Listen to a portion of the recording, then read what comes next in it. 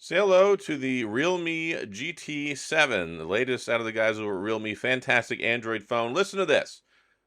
This phone blows every US phone out of the water for a fraction of the price, and you've got flagship level power, Dimensity 9400E. You've got everything you want that comes in the box, comes with the screen protector installed, comes with the case, comes with the charger, up to 120-watt charging, 7,000 milliamp battery, big beautiful screen, 6,000 nits brightness, which is insane, and all of that. And you still get a triple camera setup and basically everything you could ask for in a phone for under $500 is what it translates to in US dollars. So let's dive in, take a look, unboxing, camera review, full review, all that great stuff, and see what we think. Here we have the Realme GT7, and I'm really excited about this phone because I haven't got to test out a Realme phone in a long time, and I've always really enjoyed their products. They are great performance, great value. This one, I think, follows that same pathway. Let's go ahead and take it out of the box, and you can see here they've already got the emphasis on AI, which they do have some AI stuff on the phone, as most phones do now. But just taking a look at the back, it's got a Dimensity 9400E. It's got 7,000 milliamp Titan battery, 120 watt ultra charge. It's got a Sony sensor, the IMX 906, 6,000 nits brightness, and IP69. That is just insanity. Like, that's crazy, insane. And then this one I've got is the 12 gigabyte 512. There's also an 8 gigabyte 256, and it's dual SIM, of course. You can use eSIM as well. And this is the Ice Sense Blue. So let's take it out of the box and see what we have going on here. And I did something a little bit different this time. Maybe you'll be able to tell as we take this out of the box. But it says here, make it real.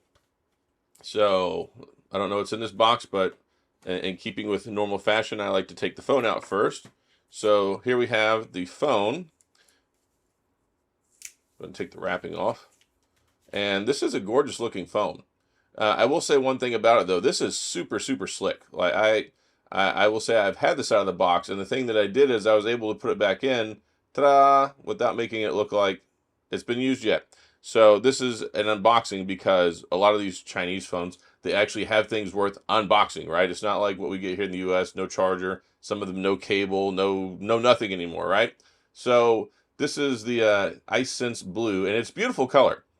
And I love how the buttons are color matched, and then you have the red one to indicate the power button, or you can use it for AI functionality, USB-C charging on the bottom, speakers, stereo speakers, all that stuff.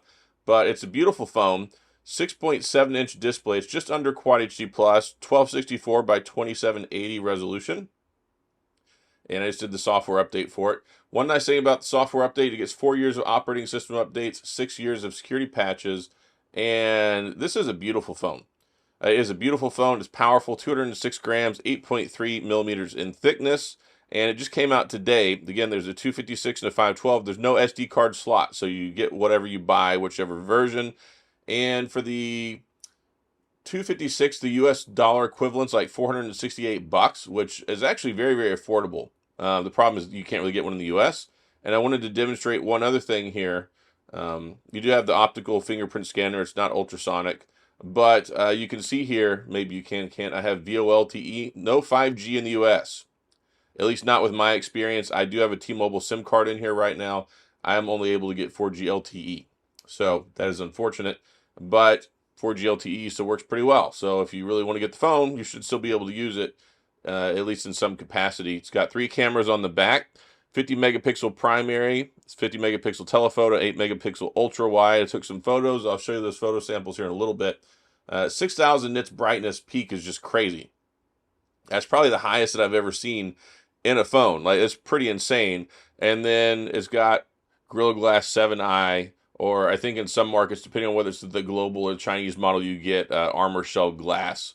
So both of those are going to be capable. IP69, that means you can drop this. You get IP68. You drop it in the water for up to 1.5 meters, up to half an hour, and then you get IP69, which is the pressure and temperature resistant. So they test it by blasting it with water, pressurized, fluid, and also temperatures. I think up to close to like 170 degrees. It's really nice. We got some experience with that with the OnePlus 13 earlier this year, but you can see the optical fingerprint scanner works very well, very accurate. It's something that's nice. It's got a built-in screen protector straight out of the box, which is nice too. And you've also got facial recognition. So let's take a look at what else is in the rest of the box. So one thing I love about Realme, they usually send you a case with the phone as well. So here's the Realme documentation you're not going to read. Here's the other documentation you're not going to read. It does have a SIM ejector tool as well, which you don't have to worry about reading. And then we've got this case. And the case does definitely help with the slipperiness. But that's one thing I like. So we're talking about, $468 equivalent for flagship performance, all these high quality, high-end performance specs. You just can't get that any US phone. You can't even get a Pixel 9a for what this costs, right? So that's one of the great things I love about Realme. They are such a great value and high performance phones. So nice case, nice silicone case, very fitting, doesn't really add a whole lot of heft to the phone, but it's free, comes in the box. Built-in screen protector, case, all that good stuff. You can see it does give you some raised bezel protection, so that way if you place the cameras down, same thing with the screen, you place it down, it's raised on the edges and the bottom and the top, so that way it protects your screen. So good job, Realme, thank you for that. And then here we have the charger, and I actually have a US charger. This is a SuperVoot charger, and it's supposed to do 120 watts. Now, that's insane. And then you've got a USB Type A to USB Type C charging cable. So this is just insanity. I do believe it's the... So, sorry, this is 80 watts max in the US, so that's the thing. So if you get this charger, it's 80 watts max. That's all our 110 outlets can handle. We can't do the full 120, but you're still going to get the thing recharged in like half an hour, which is insane to be able to think that you can recharge a giant 7,000 milliamp battery in like 30, 40 minutes. Like it's just ridiculous. It's something, I mean, we experienced this with this OnePlus as well, but you can get a charger. Theoretically, somebody's going to try and quote me on this, but like, you can do 120 in the US. Well, what it has is basically dual charging coils inside of it instead of one, so that it's a big expensive brick, whatever. OnePlus makes one. So I mean, technically you can, but normal chargers, even the high-end ones, you're only going to get up to 80, which 80 watts is fine. I mean, if you take a look at the iPhone and the Pixel, we're getting like 20 watts. So 80 watts is pretty insane. Even the S25 Ultra is only 45 watts. So that is nice, right? Also, it's got UFS 4 storage, which is nice. And then in addition to that, you got stereo speakers, which is cool, 24-bit audio, high-res audio, records up to 8K video. So you can do 8K video, 30 frames per second, 4K 120, and then the selfie camera, 32 megapixels, records 4K 60, which is nice. And then, like I said, 7,000 milliamp battery. Like, that's just insanity. 7,000 milliamp battery, and then you get either 8 gigs of RAM with the 256 model or 12 gigs of RAM with the 512. But this thing is insane. And they've even got a more expensive, like, premium model they did with Aston Martin. So you got Aston Martin green. I've got the iSense blue. There's iSense black. Yeah, but if you charge this at 120 watts, it'll do 14 minutes, 50%, 40 minutes to 100%. So that's at 120. So you got to give it a little bit extra leeway. With the 80 watts, you'll probably get, 50% will probably do like 20 minutes, and probably like 50, 55 minutes for a full 100%. You're like, well, that's a little bit of a while, but yeah, but it has like 2,000 milliamp battery more than any US phone that tops out at 5,000. So that's just, to me, that's still incredibly insane. You get bypass charging as well. So when you're playing your games, while you're plugging in and playing games and stuff, it'll power straight from the charging cable instead of drawing the current from the battery, which preserves your battery and also keeps your phone from getting as hot. So that's also a nice thing too.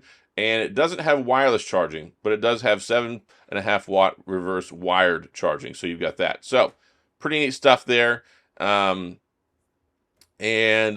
yeah, let's go ahead and talk some more about the phone. So here we have the Realme GT7. So I like this phone a lot. It's running Android 15 out of the box. It's got Realme's UI, and I like to, they've got the screensaver, I mean the background, whenever you log in every different time it changes. You turn the power off, press the button again, it changes. So it's got the rotating backgrounds. So I do like that. That's neat. But Realme UI, I mean, it's pretty straightforward. It's nice. It's fun. It's easy to use. It's definitely colorful. There is quite a bit of stuff that's installed on here. Most of this was in a folder, but I don't really like all those folders, so I took it out of the folder. But as you can see, there's quite a few apps built into it. You can uninstall basically, I mean, pretty much all of them. So that's one nice thing. Um, the cameras, let's talk about those a little bit. So here's some camera samples that you can see. And I think the primary shooter is pretty good. I think the selfie's even decent. The only thing that I had a real problem with is the telephoto.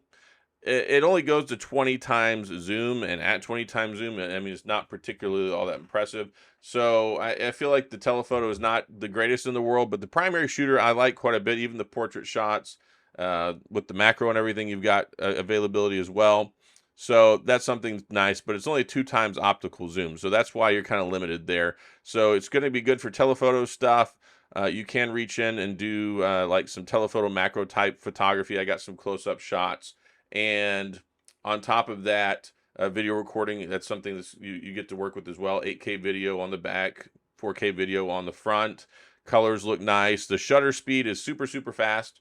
So I do really like the shutter speed. I mean, you press it, you can just keep tapping away and firing and getting pictures. So overall, I think for the price point, I think the cameras are solid. I think you're probably going to be happy with them. And the performance is incredible.